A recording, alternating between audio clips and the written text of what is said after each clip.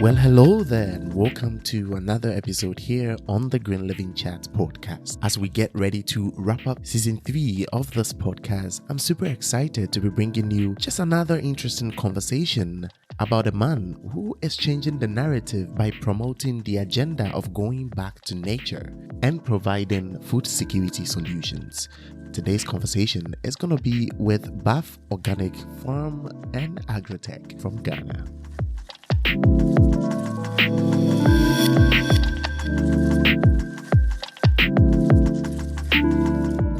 My guest today is Baffour Kyei Frimpong, who hails from the Ashanti region in Ghana, but left Ghana in 1991 and lived in the US, but finally moved back in 2009. And out of food security concerns, he decided to grow what he eats as a hobby and finally look at the potential in converting it into a business. His dream is to teach people the essence of eating organically and using food as medicine and medicine as food. So he created Baff Organic Farm and Agrotech, which is a real estate / agro-business startup. They are leading the charge for urban farming in Africa. They aim to create wealth opportunities through sustainable living and agrotech. Over the years, they have come up with innovative solutions in Ghana's urban and organic farming space. And through research and lots of experience on the job, they have developed a quality planting medium to provide training and guidance to numerous urban farmers. So today we had a super exciting conversation, and as you can hear from their background, it's just exciting to hear someone talk about their passion. In today's conversation, we dived into his background and how life was in the US and coming back to Ghana, turning all the loopholes that he saw into an opportunity for the future. So let's dive into this amazing conversation with Baffour Kyei Frimpong, and I really know that you're going to enjoy this conversation. So why don't you share this conversation with someone who really needs to hear this, and let's get more people to hear about Baff Organic Farm and Agrotech. Before we dive into it, we are preparing to sign off for season 3 of this podcast.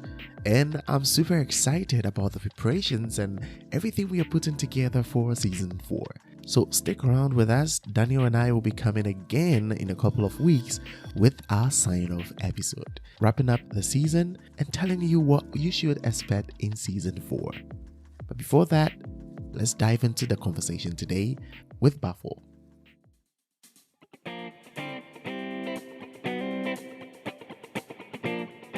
You are listening to the Green Living Chat podcast, a podcast where we discuss emerging environmental issues around the world and to find sustainable solutions. I'm your host, David Ewusi-Mensah.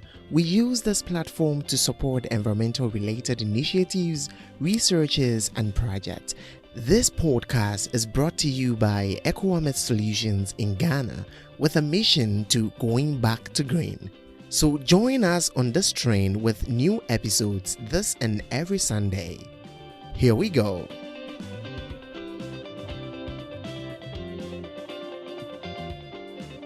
Hello, Mr. Baffour. Thank you so much for joining me today on the Green Living Chat podcast. It's exciting to get interaction with you because I think that the job that you're doing in Ghana is super amazing.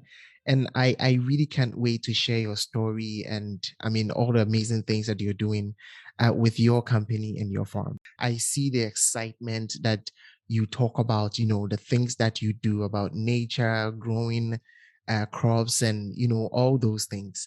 But I want us to step back a little bit, get to know more about, you growing up. What are some of the things that you picked up growing up that has brought you to this level?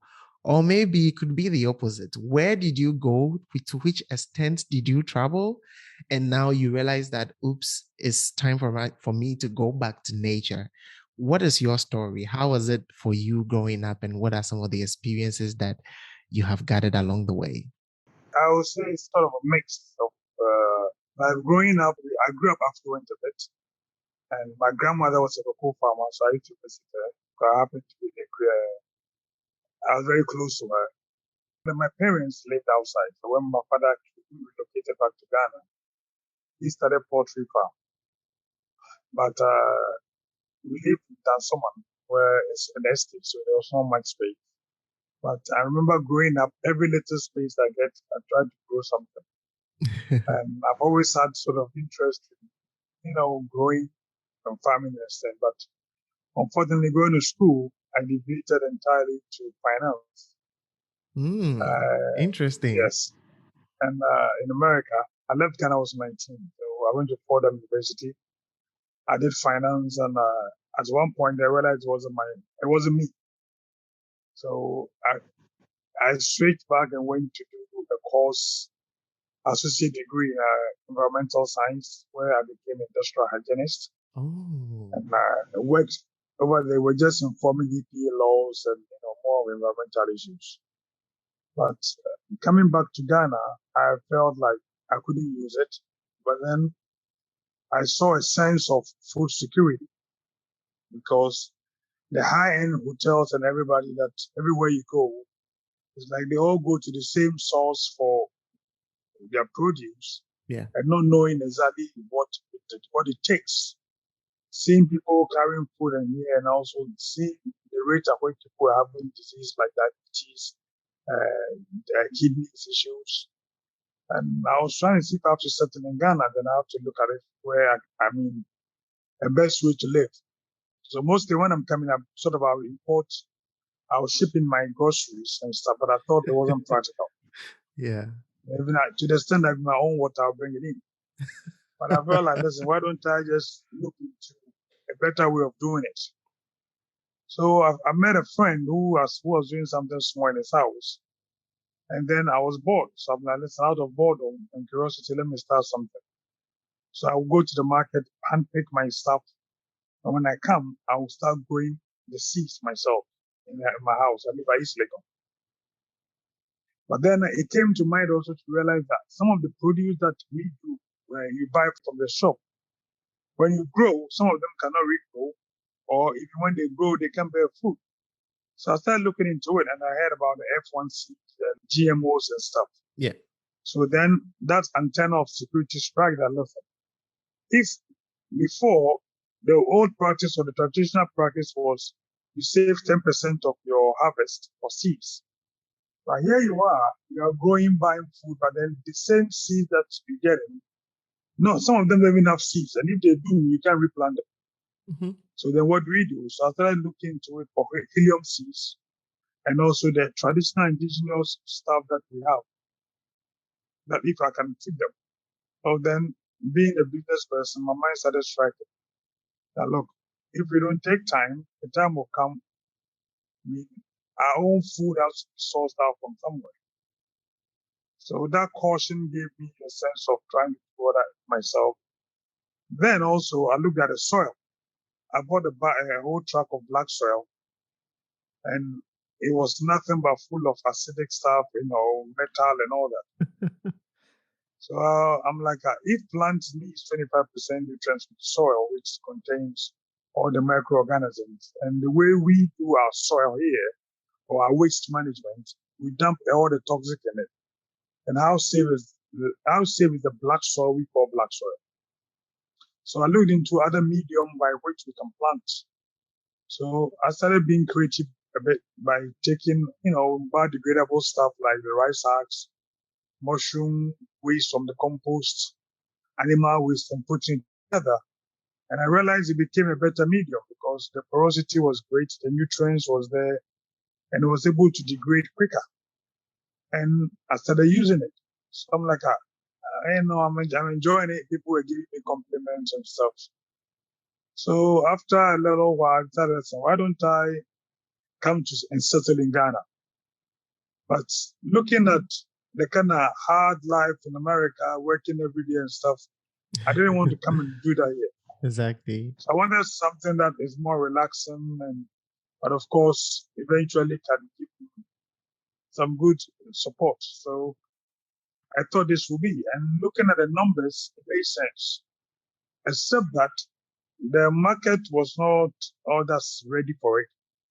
So I said, okay, let me start from, hobby and see even if I can just meet my investment. I mean, it'll be okay for me. At least I know I'm guaranteed my food and, if something lower can come out of it, it's cool. So that's how I started. But looking at with this new world, as I call it now, coming, it now made more sense for me to look at it extensively and also seeing how I can play a role in the change, which is inevitable because now with this social distancing, the farmers are not, it's going to hit them hard. So in that case, there's going to be food shortage, food security. Not every country is going to export their assets because for security, why they need to keep it for their people.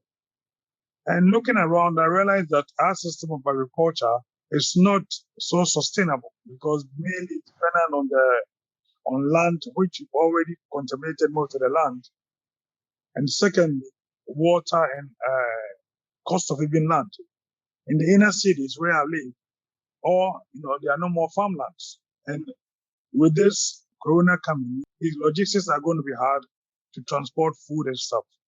So life in the city was going to be hard. So I decided to look into urban sustainable living and see how I can develop it as a business and also help people to understand and maybe look into their own sustainability. But in the city, what I also realized was that before you see people have excess land when they grow a little bit around. But now most of the real estate, they tile the whole place or the whole place is concrete. Exactly. Yeah. So there's no land. So then we have to look at how do you grow without land? Vertical farming, container farming, and other stuff. So it came from how much waste in the system that we can convert instead of these biodegradable stuff. Just throw in one time, we can reuse it, and it becomes also a plus so that we don't sort of pollute the system so much. So I looked into the water bottling and other, gallons and stuff, which, looking at the depth, most plants are no more than, most vegetables don't go past 6 inches. So I looked at those with the longer sizes, about 8 to 10 inches. Then I said, listen, with it, creating my own soil, my own medium, I can put it in this. And if it grows, in that case, I don't really need land to grow. So everybody who has a house that is tiled or concreted, or you live in an apartment, you have a small space, you can grow something hanging or anyway. So that's motivated me. And even more, looking at the health part, I realized that most of the food that we buy from supposed high-end grocery stores were processed. Yeah. Or food like the chicken and stuff, they've been there for years. All the nutrients are gone. So I'm like, looking at Africa and for my exposure outside, I realized that our understanding of food is just to fill hunger or satisfy hunger, but it should be a nutritional base. And understanding our old traditional food that we used to eat, the contumely, the body, and all those things, which means that our great-great-grandfathers knew, or parents knew, the essence of nutrients in the food. But we are eating these burgers, every pizza, just to, listen, it's like it's just to satisfy your stomach and taste. Exactly.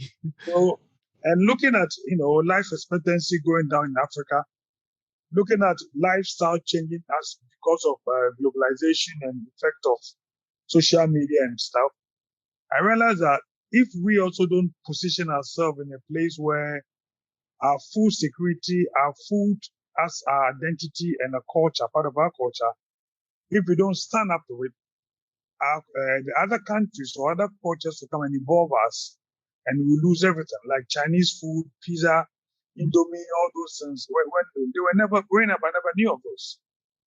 But the stuff that we used to have, that were more nutritious, looking at it from this time now, even the way we package stuff with the leaves and stuff, right, are all gone. So how do we get it back and put a premium on it so it will look attractive? Because even the waste of these, pizza from Italy was for the poor.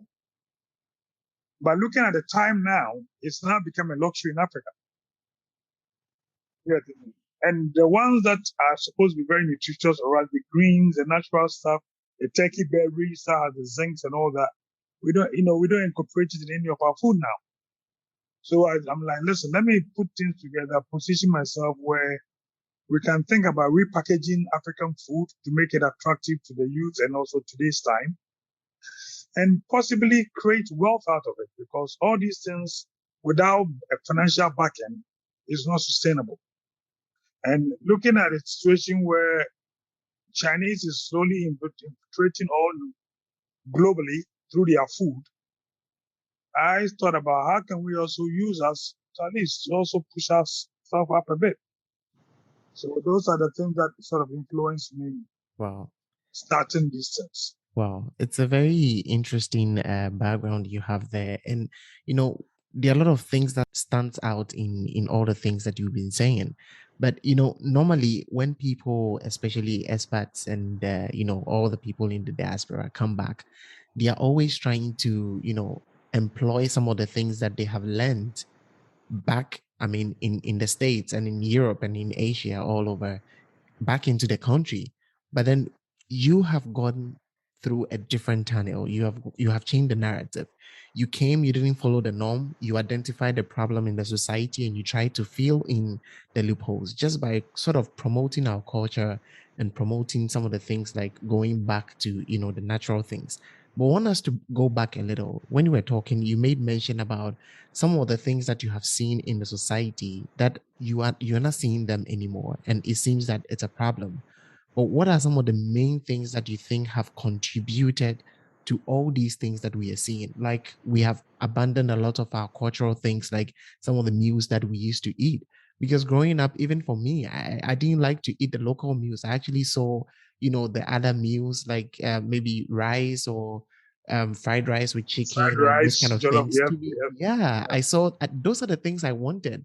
And when my mom cooks for me, I take it to school and I bring it back because I want to eat the things that other people are eating, right? So what do you think are some of the things that have contributed to this? Is it education, or is it cultural mix, or what is it? You see, it's both ways. Education, where it's like your perception or your view of what you have, right? Everything, if it's presented well, you know, culture evolves, Yeah, right? Imagine those days, you were reason why they were living that way. Time was not so much of essence, and even preservation of the food was eaten fresh. yeah, Here you are, imagine you go into school, they give you something like body MPC and which is plantain and maybe this. By the time you're ready to eat, the oil is already cold. You exactly. get it?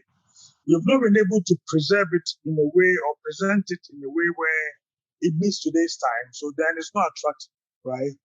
And also, food is also first by the eye and taste, right? When you see chicken, you see, whoa, it looks presentable.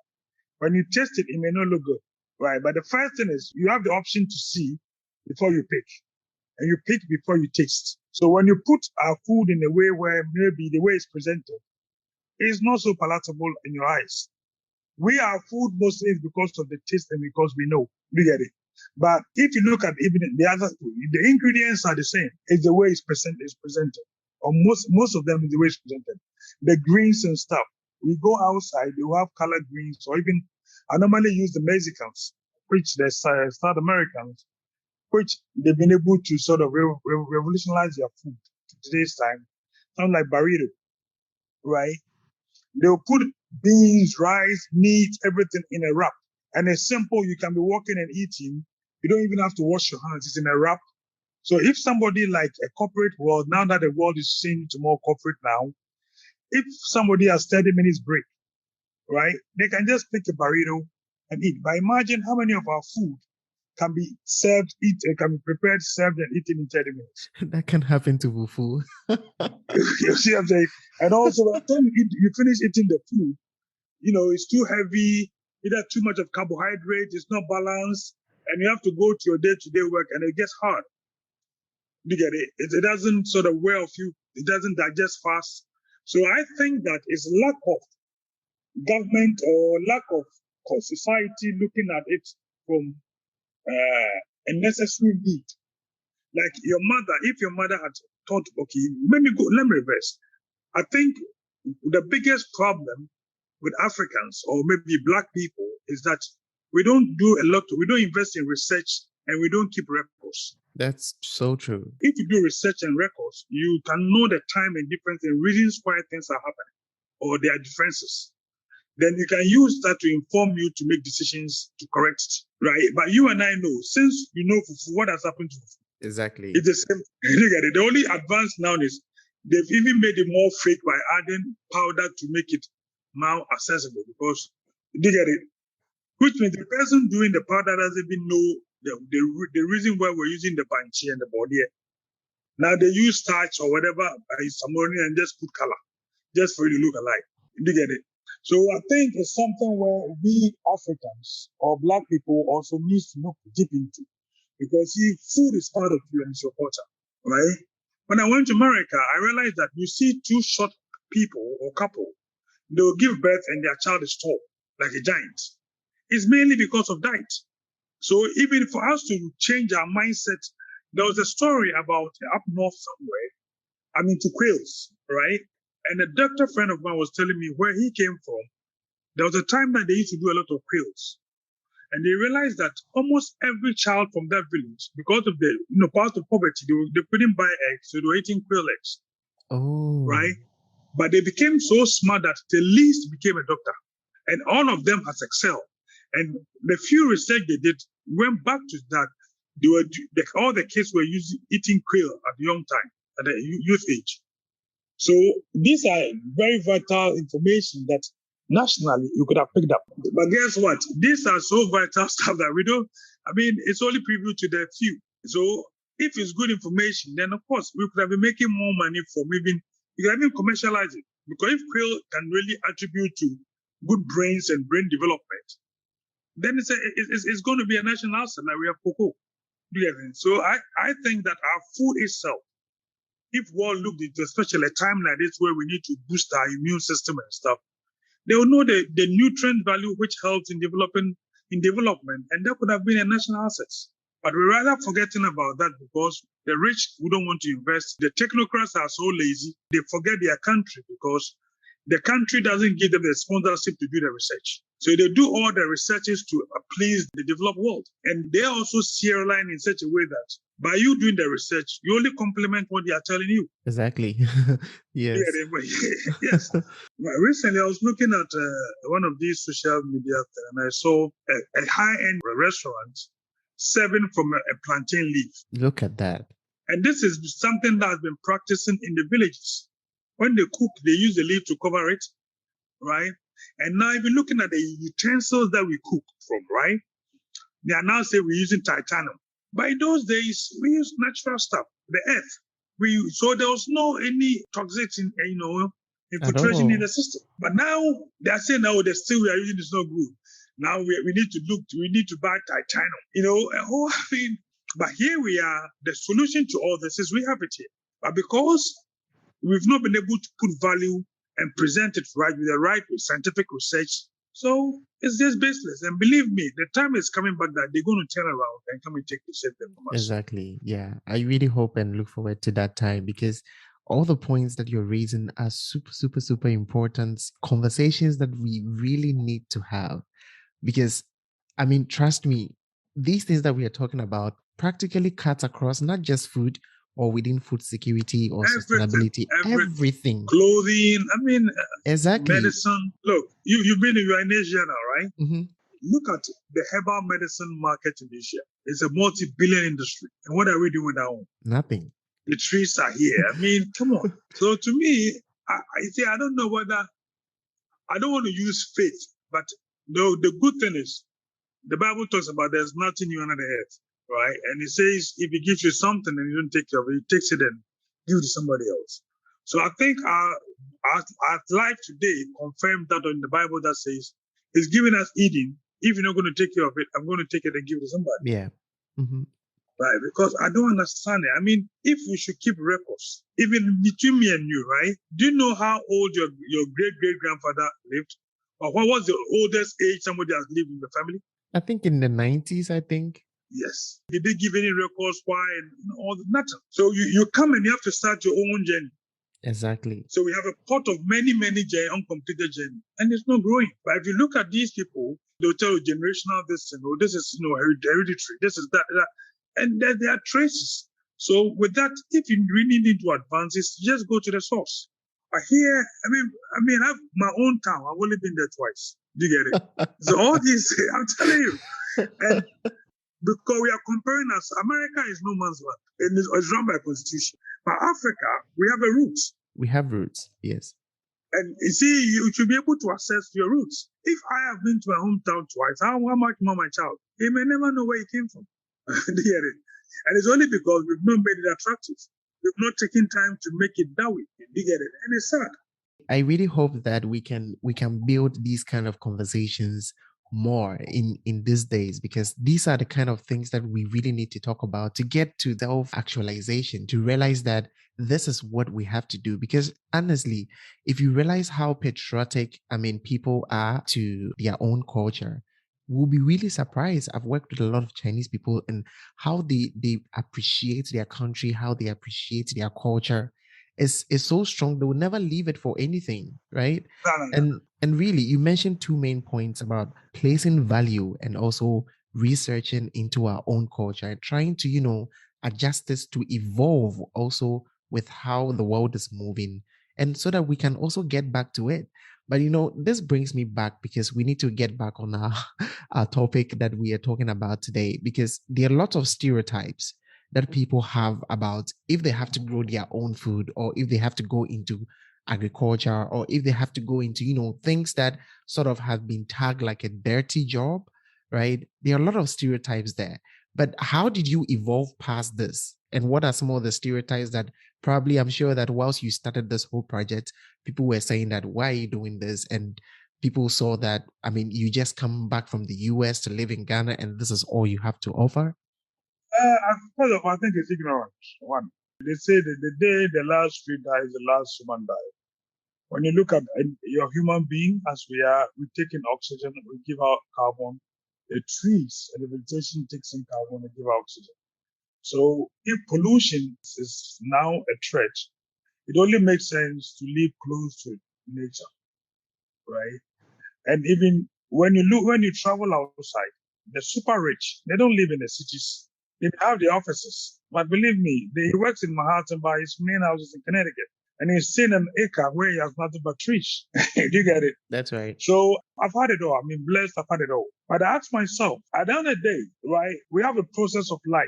You're young, you're going to go to other, eventually you're going to die. But something got to kill you, right? But you have a will to protect, or you have a way of prolonging your death or your lifeline, right? And it's not so much about money, if people get to know. The things that God gave us to protect our life, most of it are priceless. Yeah. And it's our choice. You get it? It's even clearer now today, right? That when we went to lockdown, what did your car do for you? Nothing. People had our friends who had road stresses. People even can't fly their jets. But you needed to eat. These things are basic life. And even by my faith, we came from dust. So we go back to dust. So if you tell me, yes, I believe in hygiene, but farming is dirty, then you've not even really done the numbers right. At all. Because during the corona, you couldn't go to your office, but you were eating. Nobody was contributing towards your service, but you are spending on to the farmer. So it's smart even to look at it. That listen, farming is more not of the peasant, but farming can be looked at into good business, except that in the developing world, we don't have a lot of subsidies and the infrastructure base is so hard. So, it makes farming. But if you look at critical farming, especially in Africa, I think it's one of the most secure jobs you can ever do if you do it right. Except it needs a lot of investment, a lot of policies and programs that the government needs to support and all that. But that aside, is also a niche that you, with a little capital, can start. And it's the only business that you don't really need much to start. Exactly. Yeah. You don't really need much. It could be a side business. You don't have to do it full time. And the benefits is great. So it's only ignorant people who think that farming is a dirty job. They tell me all the time, they think I'm crazy. But when I'm eating my salad and I'm feeling the goodness in it and the nutrients and how it's changing my body, I don't know what craziness is about. If that is craziness, then I'd rather be crazy. This is sort of an education to lots of people. And I hope that all our listeners out there are going to pick up bits from this conversation, because we really want to change the narrative in people's lives. and let us understand that, these issues that we are talking about are really real. There is also youth unemployment and so many issues all around. This is one of the huge solutions to all of most of the social problems that we have. And so I really hope that lots of people can, get, some insights and probably get in touch with you to learn more from some of your operations. But let's move forward to talk more about your company and what exactly you've been doing, because we've been, talking about highlighting so many things, food security, recycling, sustainable, urban sustainability. We've mentioned so many things all over. But what exactly is your company doing now? Can you introduce us, Baff Organic Farms and Agrotech, and let us know how you guys operate. How do you guys connect? What are some of the approaches you guys are adapting? Tell us how a day looks like in your company and what you're offering to the people. Truthfully speaking, it sounds discouraging because the average person doesn't see food as so important. It's something that you need passion and maybe other means to afford to be able to do what I'm doing. Be honestly, because you see, when somebody sees maybe lettuce, for instance, they don't know the difference. You get it? So why will I buy organic lettuce for maybe 50% more than the regular one, right? They didn't. Because they don't know, they don't put the value to it. So it's hard for marketing and for business. But because it's my passion and I enjoy it myself, and I'm using it as my medicine instead of buy medicine, I try to look over it. So my main thing is, okay, for me to contribute, I have to be able to grow enough to be able to scale it down so that the price will be affordable. So that's what we are working on. Because average Guinean don't believe in spending high for food. They'll buy clothes, they'll buy everything, but when it comes to what they take in as food, they don't want to spend too much for it, unless it's meat that they are chewing, right? It is not something that is easy.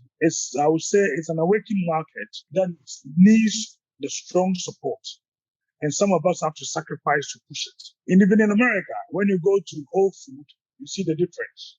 Right? You go to regular ShopRite or any other of these grocery stores, you see the majority patronizers. So the organic and the agrotech that we are bringing on board here, few people will dare to. Plus, looking at the environment and pest control and other stuff, that you say I'm not going to use anything, it's like nearly impossible. Yeah. For business and that. I'm looking at it from this way. Life is priceless. Mm-hmm. So if anything that you can do to extend and preserve life, you don't have to monetize it, because no amount of money when you are dying can save you. Not at You know what I'm all. saying? So yeah, so I rather save myself by spending the money now and my time into the right thing. Mm-hmm. So that way, even if we're going to die one day, but then I'll die well and also at my time. You get it? And so that is the reason. But as to the company, truly, it's been a lot of up and downs. I am not discouraged because my vision is clear. We have an integrated way of farming where we have animals. So when the things get to a point where it's overgrown or we can't sell it, we use it to feed the animals. So that way we know that the animals are also organically fed. So that also curbs down on the waste and the costs. And like I told you about the food industry, for instance, I have an issue with the imported chicken. So I came around and looked into the rabbit. Rabbit as a protein. And looking at it where it's a vegetarian, you can feed it with vegetables or greens, which is easily found around here. I started investing into it. And one of my ideas is to make sure that one day, instead of eating imported chicken, we can grow our own rabbit, which is tastier, locally breed, and they multiply fast. So economically, we can be able to meet up, and the size is okay. So those are one of the things that I'm trying to push for: our food and also the quality of the food that we eat. So it's tough. We are having a lot of problems also with seeds. So one of our dreams is most of the seeds that we grow, I buy helium seeds, I import them and stuff. And we are slowly trying to save if we can keep our own seeds. So eventually, we can have our own original seeds, which we know are organically grown or are organic seeds. So it's a process we are doing. The dream is big, the vision is big, and we know we're not going to get it easy, but we know we're going to get it. Yeah, we're not stopping at No, all. nothing can stop us now. Yeah. Earlier, when you were introducing yourself, you made mention about some of the projects that you guys are doing with recycling, these plastics and using them for people who do not have enough land space around their buildings, and the bigger dream of urban sustainable development. And you have so many things that you guys are doing, but I want us to educate people more about some of the processes that you're doing, and to change some of the narratives that are surrounding in the environment, so that people can realize that, okay, these are some of the places that I can explore, and these are some of the areas that I can even get in touch with Baff, and we can see how we can collaborate. If we change our ways and decide to go this way, what are some of the benefits that we can get out of this? If we are also to come to Baff Organic Farms right now, what are some of the main services that we can get? So I want you to combine these things and maybe have a little bit of conversation around this. There's this inner joy and satisfaction from eating what you want to grow. Now, you see, the cost of living is getting high, and also God created multiplication through vegetation. Just take a bunch of just one tomatoes, right? When you carry, how many seeds do you have in? Lots. Right? And so a lot. So I can just go to the market, right? And even the waste, the rotted one that I'm going to throw away, if I put in a place where it could grow arable land, before you realize you've got tomatoes springing up. So it's something that is very cost effective. I would advise that not everybody can just get up and start something. Make the effort to look into stuff like, hey, where are these backyard farmers? Let me go see how what they are doing. And believe me, your life may change forever, as mine did. So it's going to be hard to say this, and that. Of course, the benefits, like your food is there, the joy, everything. Because other people's means of joy are more tangible now, it's hard to evaluate it with that tangibility, if that makes sense. Exactly. Yeah, it does. Somebody wants to have a car, and you're telling me, oh, if I have a car, I'm happy. And you tell him, look, if you are going plant, you can have the same joy. It's two different things. Exactly. It's something that, it's like, hey, you don't see it, but it exists. Yeah. Now, Mr. Baffour, someone might say that, okay, I understand what you're saying. I think there's a necessity for us to, do these things for our own health and also for the environment as well. And as you mentioned earlier, it's also going to create jobs. There are so many advantages of this. But someone will say, I'm a corporate person. I'm working in the bank. I'm working in the hospital. I don't know. I'm a trader. I'm a carpenter. I'm this, I'm that. I don't have time and I don't have space. What would be that advice? Where's the starting point? You made mention that maybe we can also explore these things, research a little bit about it, even come to your farm and observe some of the things that you're doing. But what is the first point for someone thinking like this? There's nothing like time. You have to make time. Like I said, you sit back and ask yourself, what is the basic? A lot of great things started from the basics, right? So if you ask yourself, okay, you work in a bank, at a stressful day, when you come home, right, you've been in air conditioning all the time, so your oxidation level is low. You can start by even doing indoor plants. Exactly. Yeah. You get it? And it's so relaxing, and even just coming home to water your plant, that takes that few minutes of your day-to-day hustle life. As you keep doing, you realize how it's changing your life, right? So that's what I said. At times, it's not so tangible. It's something that you have to do it to see it. Why do you think people have pets? After hard days, you come home and your pet is shaking and they're like, whoa. You see, it takes you out of your mood, and before you realize, what I'm saying, it saves your life without even realizing. And that's how plants are. Imagine rose. You wake up in the morning, your flower is springing up. The joy is something God put in our lives that we need, right? But because it's not tangible, people don't put value to it. And when you start looking at it from that point, well, look, you know what? This is my partner. This is somebody that needs me and I need them because they need the carbon, I need the oxygen. Then you begin to connect, and believe me, it even helps you to connect to the human being better. It doesn't even have to be edible farm. Even though we are pushing for the edible, right? There are people in horticulture and other stuff, and it's amazing.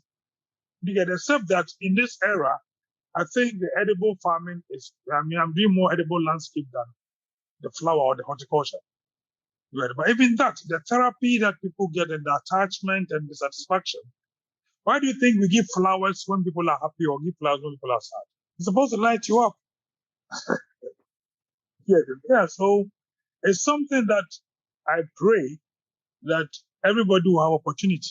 If you cooperate, even if you spend 10 minutes of your time before you realize when you retire, you have something to do. Because people retire and they are bored, there's nothing to do. But it is something that will wean you off your day-to-day life and give you life, better life, I call it.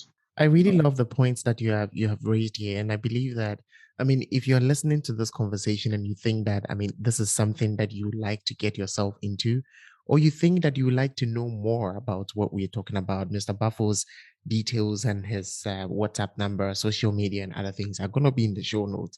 So just dive into the show notes and get to know more, get in touch with him.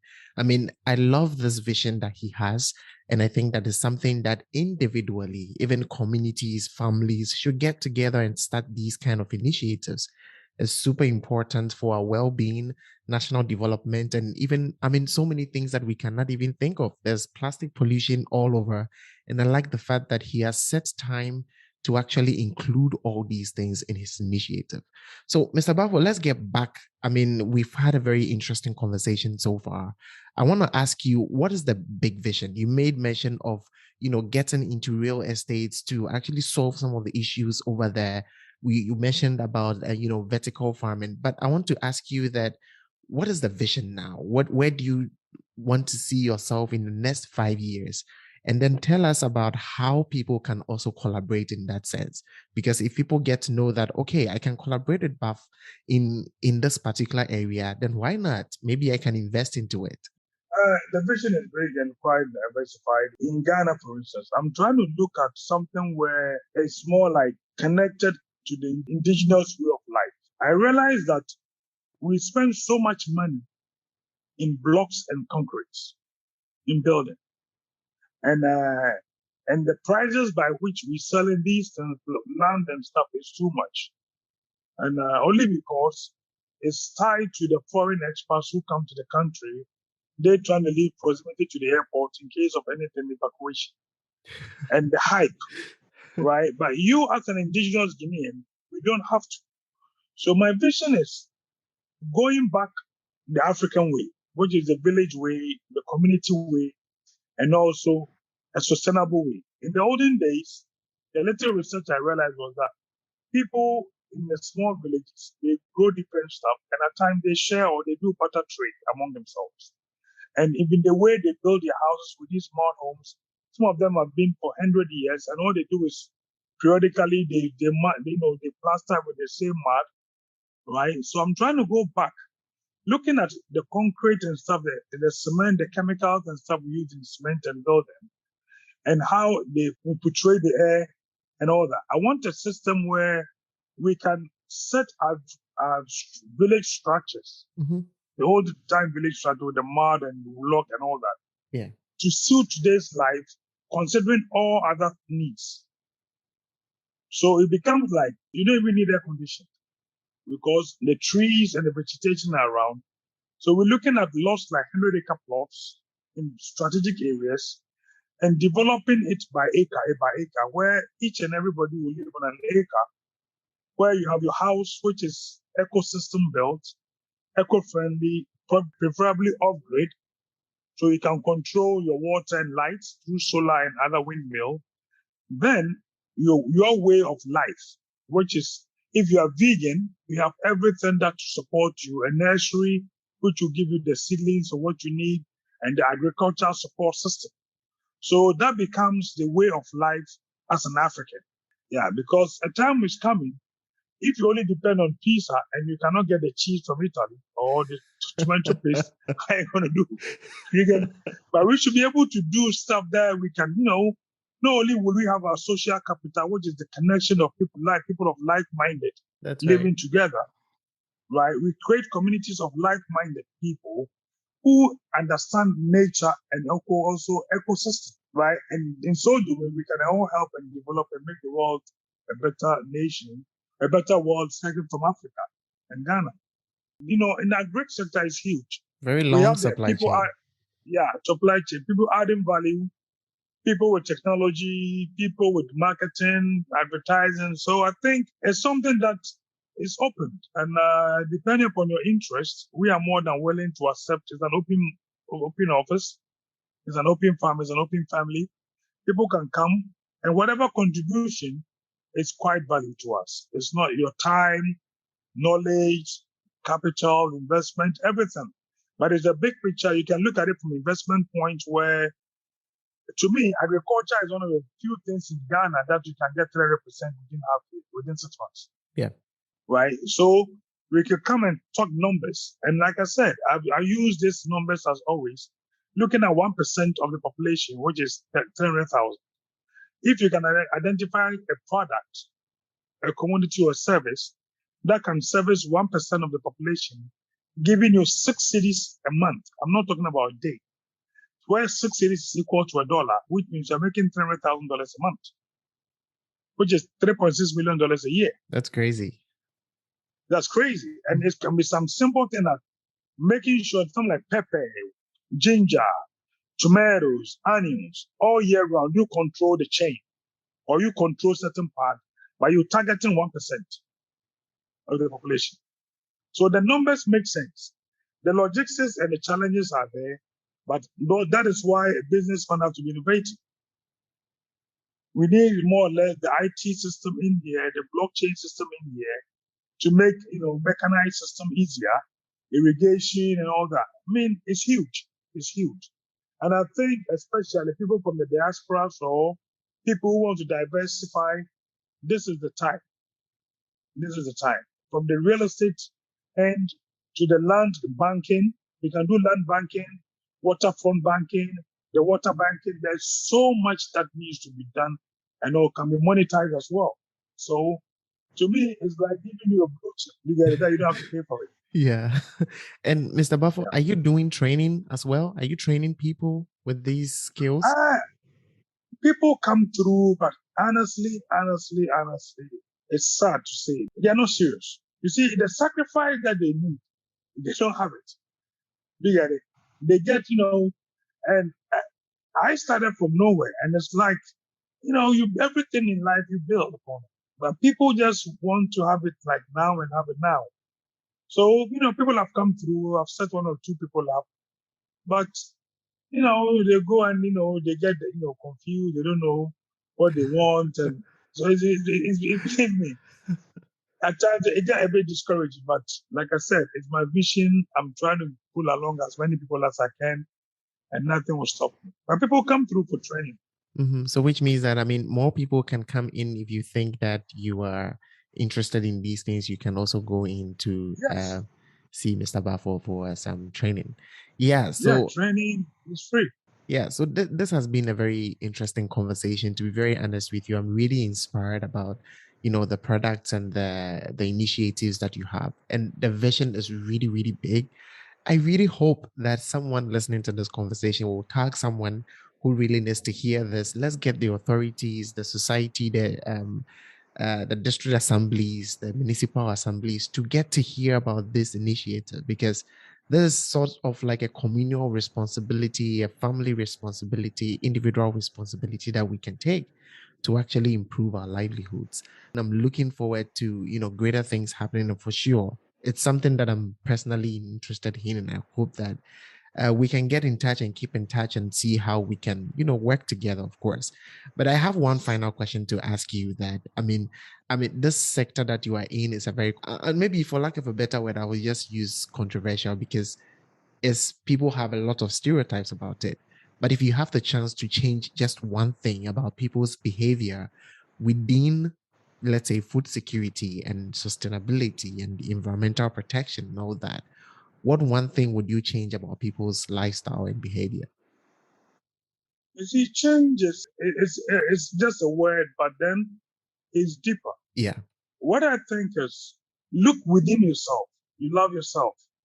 If you love yourself, you love your surroundings because you are responsible for your surroundings. Your surroundings are responsible for you, right? So I think people are looking more at the outer rather than inner, right?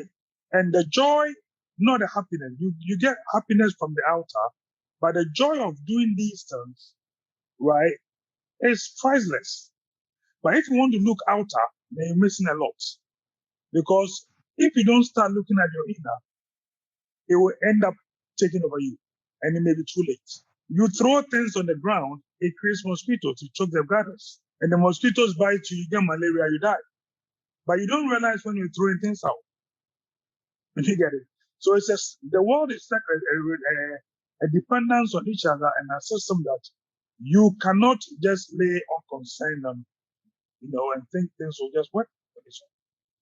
We all have a part to play in the, in the ecosystem, in the environmental, in humanity, and life to make it better. You don't just say, it's not the money, it's your effort, your concern, and your joy of doing it.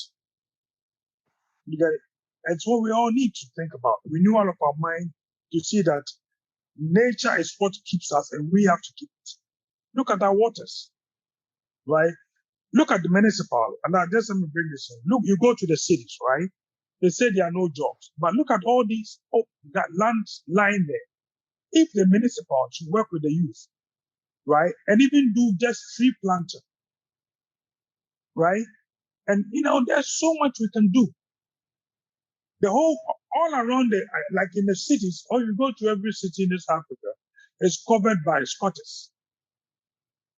Right? Meanwhile, we can beautify these trees. We can do things where vegetation will purify the air, and itself, it gives a waking. If you go to a place where the scenery is nice, psychologically it affects you. You know what I'm saying? So by so doing, we can change people's mind by starting creating nice sceneries, right? Nice vegetation, and believe me, people will draw or gravitate towards that. True. I really thank you so much, Mr. Baffour, for these insights and for sharing your thoughts with us here on the Green Living Chat. And as I've mentioned already, if you have enjoyed this and you thought there's a piece in what we are discussing today, just dive into the show notes and get in touch with Mr. Baffour or get in touch with the farm to get to know more about these projects that you're doing and understand these things more, because our health is super, super, super important. So on this note, thank you so much, Mr. Baffour, for joining me today on the Green Living Chat. And I'm really looking forward to more. Hopefully, we can talk again in a couple of months to see what the progress has been and what people think about your projects and, if there has been an impact that we have made in people's lives. So thank you so much for coming. My pleasure, and I'm always welcome. It's a family now. Thank you for having me, brother. All right. And have a happy holiday. You All too. right. Have a happy holidays too. All right. Take care, brother.